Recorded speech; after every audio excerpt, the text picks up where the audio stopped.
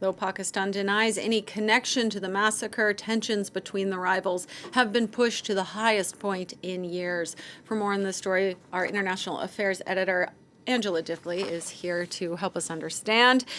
Angela, we're talking about escalation between two nuclear-armed nations. I mean, this is always scary, stressful. What's at stake here? Well, we should say that Indian sources are saying that the military operations chiefs of both India and Pakistan met today. It is to be hoped that that is a good sign.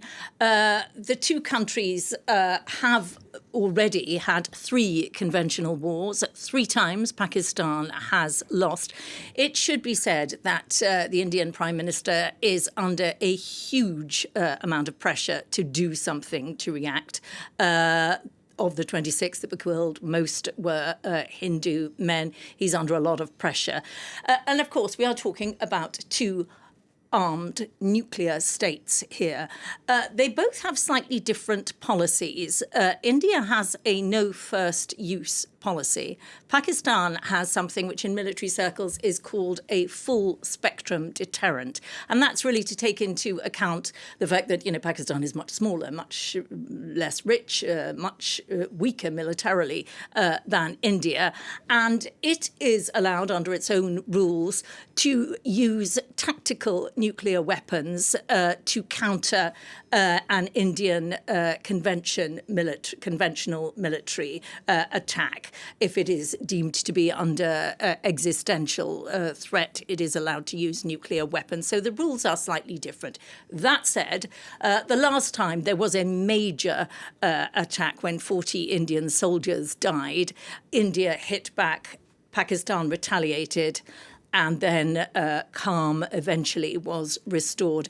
They have a sort of managed hostilities arrangement and have had so really for the last 6 decades or so.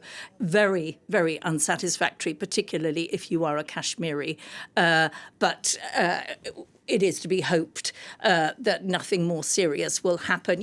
Pakistan has a lot of friends in the Gulf. They will be trying to dissuade it from doing anything rash. India, G20 member, and a lot of influential friends as well. Nobody has any interest in this thing escalating further. Can you give us a little bit more context on the Kashmir region? I mean, this is a conflict between India and Pakistan that has lasted decades.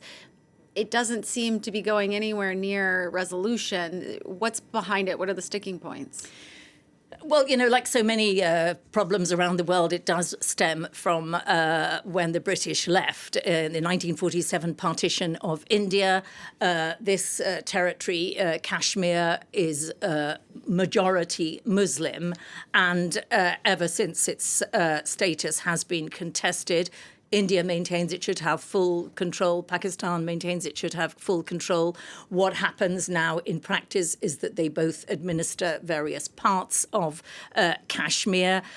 In 2019, India decided to run its part of Kashmir directly pretty much from New Delhi. It has a governor there who is appointed from New Delhi.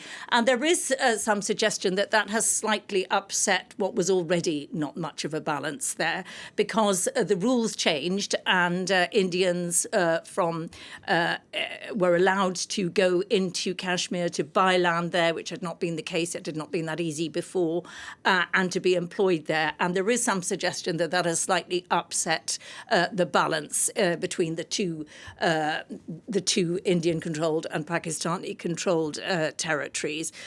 It is one of those, it looks like, forever conflicts, and we rarely hear the Kashmiri voice. It is very much a struggle between the two powers. Angela Diffley, our international affairs editor, keeping an eye on this conflict, rising tensions. Thank you so much.